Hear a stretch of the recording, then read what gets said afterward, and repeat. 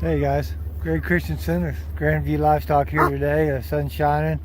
It snowed a little overnight, still spitting a little bit of snow, but it's not bad. And I got my other grandson with me today, Wade. Yeah, he likes to come. It's just down the road from us. It's really handy. I feel bad for you folks that got grandkids that live hours and hours away, because we sure enjoy them. And he likes to pet the dogs. Some of you was wondering about how these ewes with lambs on them, you know, we had these born, I don't know, a couple weeks ago now probably, how they were doing through this cold weather. Honestly, and I was kind of wondering myself. Travis has been going this direction, and so today I picked up Wade and we came this way to check him out. According to Travis, we haven't lost any, at least that he knows of. I think he thought there's around 39 of them now, but that they hadn't had any new ones for a couple weeks or more now. But you see these ewes with the orange tags. So those are the original Hopping Brothers ewes that I bought, and that's what most of these lambs had bred out of those, from just a ram that we failed to castrate, and we brought him back here and he went to breeding some. So, but looks like they're doing okay here. We're going to drive around a little bit. I'm going to unroll this little bit of clover hay for him. And yeah, that dog doesn't like Wade. He's a stranger to him right now, so she wants to make sure he doesn't get too close to the sheep, but I'm not too worried. I don't think we have any guard dogs that would actually bite a person, but they'll sure make you think they might. So let's check things over and see what it looks like here. Yeah, there you can see a bunch of them over there.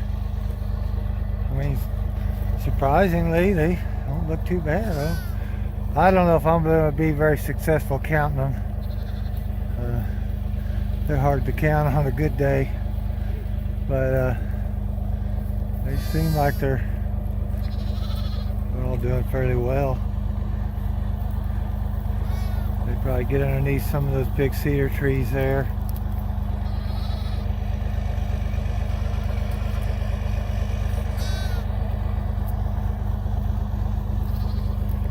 This group, we've been feeding them a little bit of corn, just whole corn, to go along with this clover hay.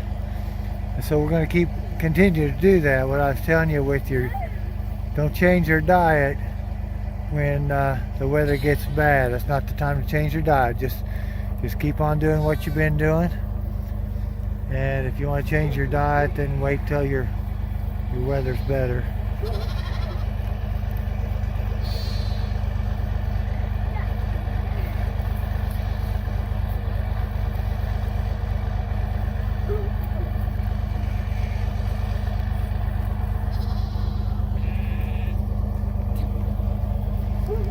There's actually more heat generated when you digest fiber than when you digest starch. I know it doesn't make sense to some people, but if you study animal nutrition,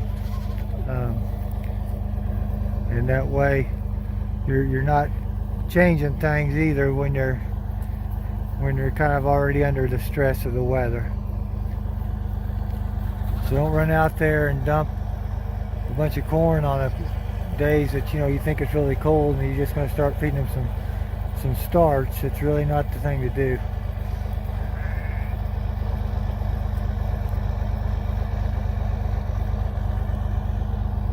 If you've got some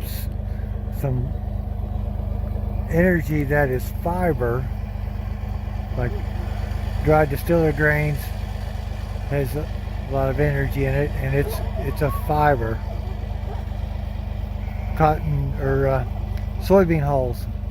Soybean hulls is energy, similar energy to corn, but it's a fiber. So see, you're not going to upset their digestive if you feed that fiber, an energy type fiber like a DDG or a soybean hull pellet.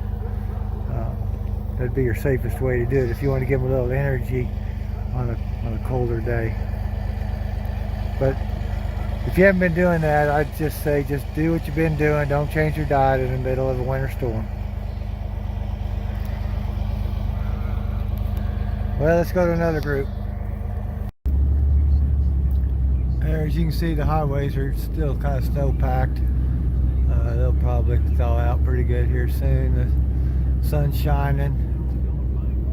It says it's 16 degrees.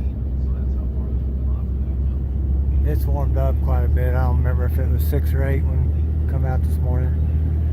But honestly, and you guys know how it is too.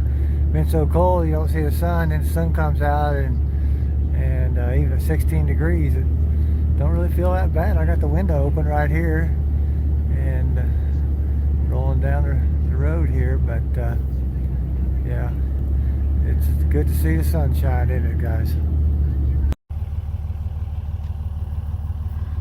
Yeah, hey, some of you guys want to know maybe what we feed for protein. And we just started putting it out here, the month of February. Usually it's when we start putting some extra protein out. If the hay is not adequate, as they start getting closer to kidding that last trimester, you should probably want to increase their protein and energy. And so on the places that we don't go to every day, we use these protein tubs. This Prina tub, actually. Now, I don't want to do a Prina commercial. These things are incredibly expensive. They're like $800 a ton. So you're getting 25% protein. What I do like about them, they're 10% fat. So you got some energy in them. And then, of course, they got some calcium, phosphorus, and some vitamin and minerals in it that way. We still keep out vitamin and mineral supplement.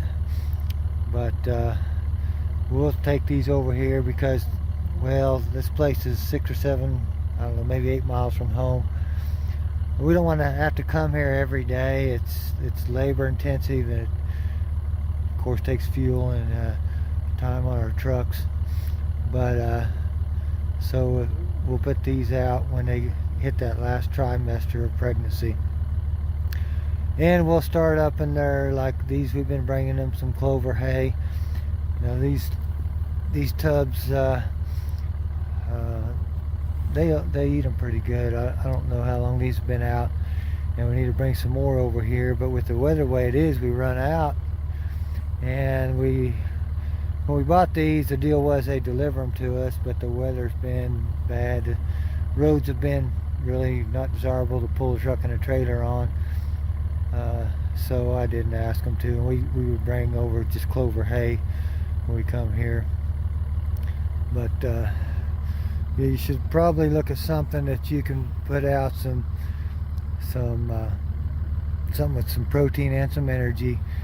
At home there we might use DDG. It's the meal.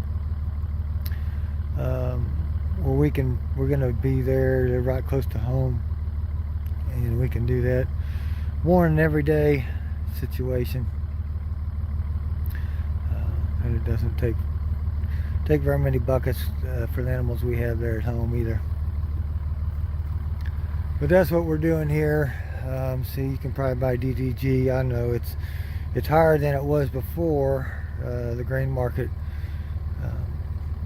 got higher, but I don't know, probably around $300 a ton. I haven't checked lately. I need to probably order some more. But these are quite a bit higher. It's just a convenience factor is what you're looking at. Well, these guys seem pretty good. I broke their ice. It's rare that I even see any tracks down there around the places where I break ice. I don't know. I think maybe they eat more snow than we know, but I break it for them and it's there. But like I said, it's rare that I see any tracks around like they went down there and drank anything. So sun's kind of went behind the clouds, and it actually feels a little bit colder than it did just a few minutes ago. Well, I'm going to head for the house here. I got a few other places to stop and feed, but hey, it's just kind of the same old here, guys, and it's nothing changes right now. We're just trying to make it through this weather. They say, you know, here towards the end of the week we're going to get up above freezing, and so that's going to be nice. So hey, y'all take care and be careful. Hey guys, I just wanted to show you something I seen up the road here from where I normally turn into the gate. There's some tracks here. The snow's sort of covered them up a little bit, but my guess is they're a coyote or some kind of a predator trying to get into the goat pasture here. This is where the goats will bed down here, and at night they come up behind this hill and that timber. And I can see dog tracks on the other side of this fence, like they came up to meet them. I don't know exactly what happened, but looks like up the road there you can see a couple spots where they came up to the fence and then they backed out and went on down to the waist and come up some more. I don't know if I can get that good enough to show you, but hey, wouldn't you like to know what goes on here at night? I mean, those dogs look pretty docile in the daytime, but I'd like to know what goes on here at night. I'd like to know, but I guess I don't like to know bad enough to come up here and camp out at night, but it would be interesting. So I guess take that for what it's worth.